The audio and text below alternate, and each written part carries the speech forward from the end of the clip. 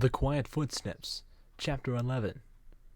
Ever the more anxious, she checked again, peeking her head out the wall. Both knights' gaze locked right at her. She screamed and jerked back, clenching her heart to catch her breath. The scream echoed across the armory, but it faded into silence. Despite the chaos below them, the armory remained silent. Not even the clangs of metal or the whizzes of arrows could be heard down the stairs. The longer she stood there, the harder it was to move. Closing her eyes in a cold sweat, she started to count to 3 aloud. 1.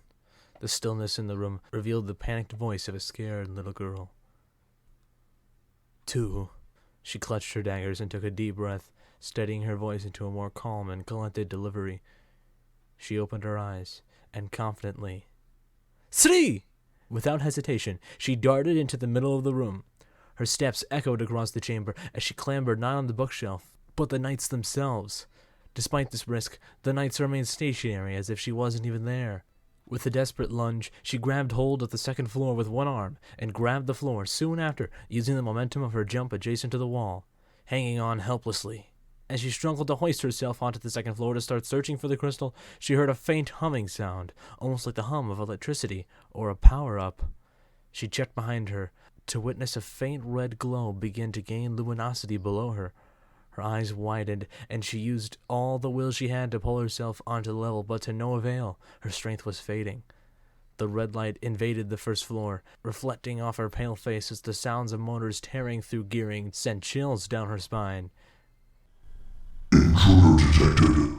Thermal signature located on Tower Armory Level 2. Status of support: none. Determining threat level. Classify intruder. Determining detainment level. Class 5. Proceeding with lethal extraction. In sync, both knights erupted to life from their stations, violently breaking the cemented brick that contained them, sending tremors up the wall, bouncing her with just enough force to launch off the wall onto the second floor with a thump. Dazed, she gathered herself and quickly ran along the edge of the catwalk, searching the shelves and vaults while the two knights rose to their feet and unsheathed not lances, but tree-trunk-sized swords, which the lances were mere facades to hide them beneath the ground. However, the two knights were rather slow, purely mechanical and electrical, as well as enormous. Their individual gears and joints could be heard during their tasks, methodically maneuvering the mechanical beasts. She stopped to study them, puzzled and minimally frightened. The two knights' heads jerked instantly at her stationary position, glowing red eyes piercing through her traditional medieval helmet, startling her as she lost composure. Target acquired. Activating flamethrowers. Katawash! She yelled as she ran from 4 shoulder-mounted flamethrowers, spewing hungry flames from each of the two knights' shoulders. The flames engulfed the armory, sending many bookshelves ablaze, along with all known methods of ancient sorcerers who often unethically obtain limitless power, beholding their even older incantations, connections to another world. As the books burned, the flames took colors of blues and purples, and maniacal laughing could be heard amidst the blaze behind her. Ignoring her curious inquiries of the armory's secrets, only guided by fear, she kept running as fast as she could on the catwalk. As she ran, one of the knights turned around unexplainably.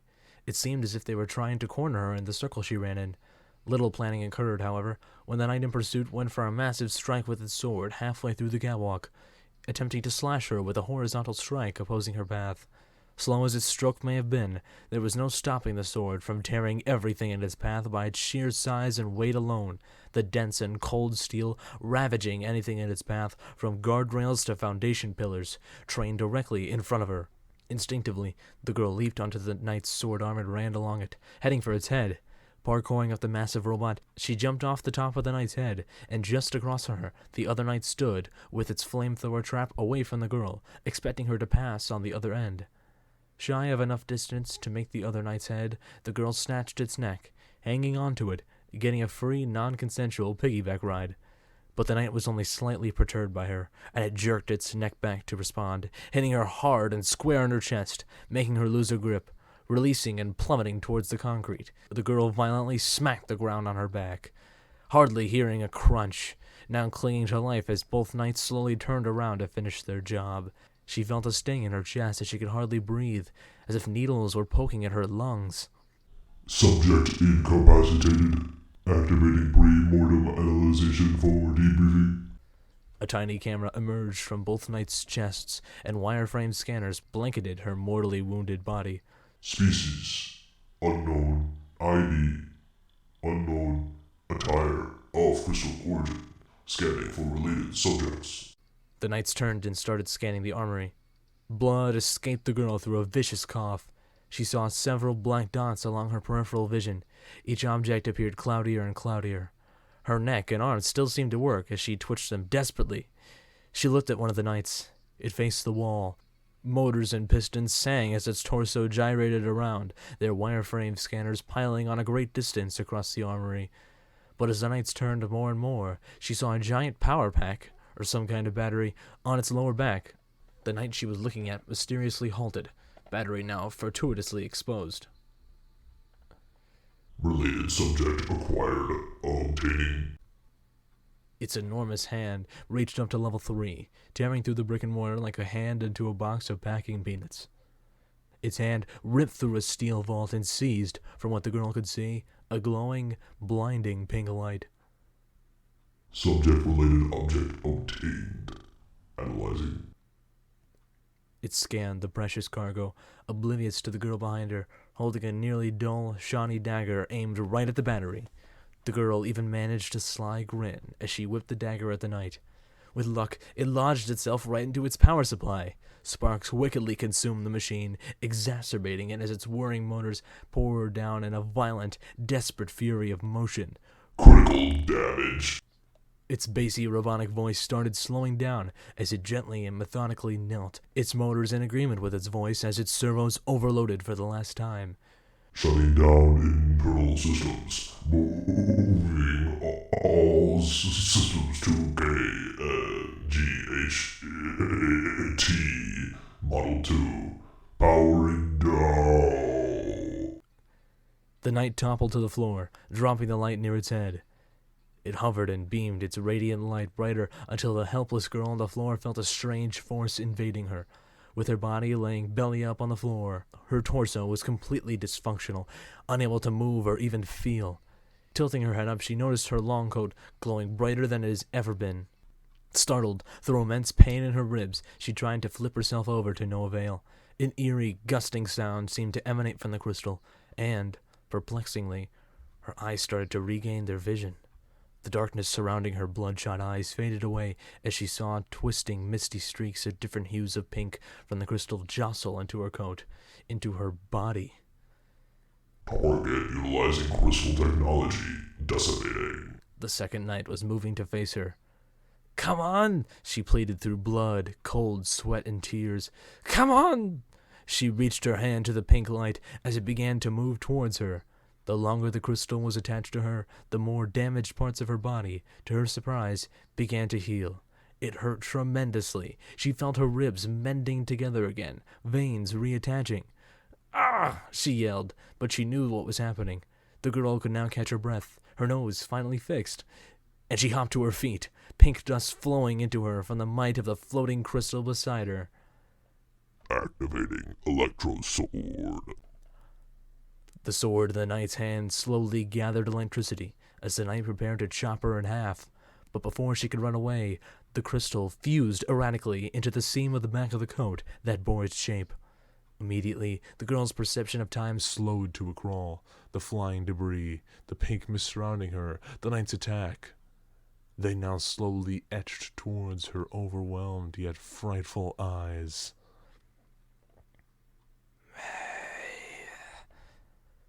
"Who's that?" She determinedly searched for the source of the voice. "Who's there?" The voice sounded a lot like her own, but resembled a loud whisper, ambient and omnipresent, echoing around her. An invisible wisp or spirit floating at her side. "I am thou, Maeve." "What?" She choked on her words. "What? Who?" Time quickly recovered. The girl's eye widened in realization, and the knight sharply chopped at the girl's direction, tearing the floor like a newspaper, revealing the countless warriors still waging their battle, yet no sign of the mutilated corpse of a girl showed. Recoiling, the knight looked to the adjacent catwalk, where a once feeble girl stood. Shocked and confused, the girl frivolously pondered on how she moved so fast and so quickly. almost like the pounce of a cat. I... She lifted her hands, feeling soaked with energy, power. What did I... Her coat glowed like never before, and her senses invaded her judgment, and she habitually started running. She darted inhumanly faster than before, keeping pace as the wind flowed beyond her skin until the knight swung its sword horizontally at her. She leaped over it with tremendous ease like a jump rope, but, to her surprise, she bounded again by accident. Only this time, it was in mid-air. Ah! She panicked as she plummeted 7 feet to the ground. No! Yet again, to her surprise, she landed on her feet. Threat is highly mobile. Assimilating. The knight's motor's pitch increased as it started moving faster, as if it activated overdrive, sparks flying and twitching, pushing its limits as it moved its sword with twice the acceleration towards her. Maeve's eyebrows narrowed. She jumped on the sword as it moved and tore through the tower's architecture in desperation. Maeve scampered along the knight's forearm as the crumbling stone and cement bricks cracked and failed as the knight tore into the wall restlessly in a wild attempt to incapacitate her. She pulled out a dagger and dove off the back of the knight. Gritting her teeth, she impaled the back of the knight and slid down the behemoth as the knife slashed its electrical systems, wires and copper filaments oozing out of its exposed back. As the knife slowed down against the integrity of the metal, she leapt off the knight and landed on the second floor. She turned around to watch the once towering knight topple to the ground. She reached an epiphany as the giant therapeutically collapsed down the broken flooring of the tower.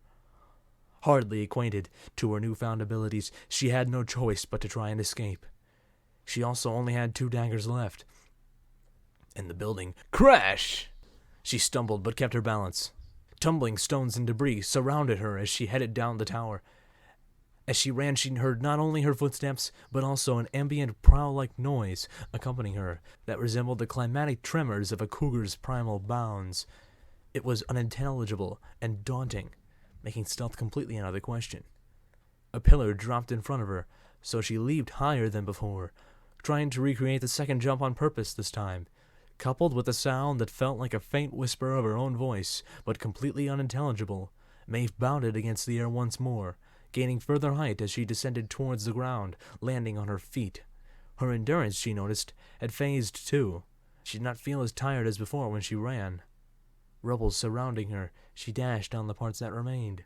Foundations, rocks and stone, and certainly not flights or stairs. The fate of the building was sealed.